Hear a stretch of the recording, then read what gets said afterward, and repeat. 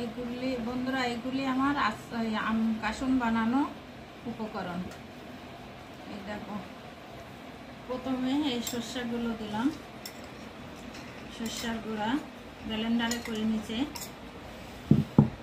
এবার এই যে টক আম, যত টক আম হবে তত কাসুন ভালো হবে, আম কাসুন।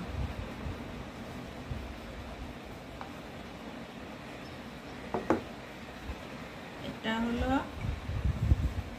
হলুদ দিলাম, লবণ দিলাম, ধনে জিরের গুঁড়ো দিলাম, একটু মরিচের গুঁড়ো দিলাম, আর এটা গোলমরিচ আর গরম মশলা গুঁড়ো দিলাম দিয়ে এবার এটা একটু মাখাই নিয়ে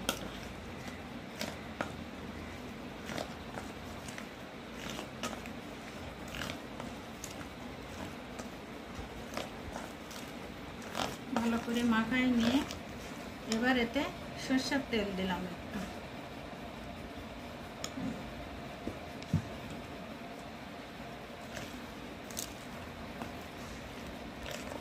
এবার এই কাসুনটা আপনার ফ্রিজে খাওয়া লাগবে না, সারা বছর বাইরেই রেখে খাওয়া হবে। আমি এই আম কাসুনে কিন্তু একটু জল দেয়নি, আম থেকে যে জলটুক বের হয়েছে তাই দিয়ে আমার আম কাসুন হয়ে গেল।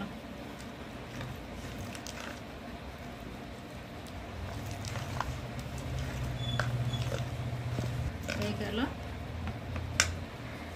সবাই ভালো থাকেন, সুস্থ থাকেন।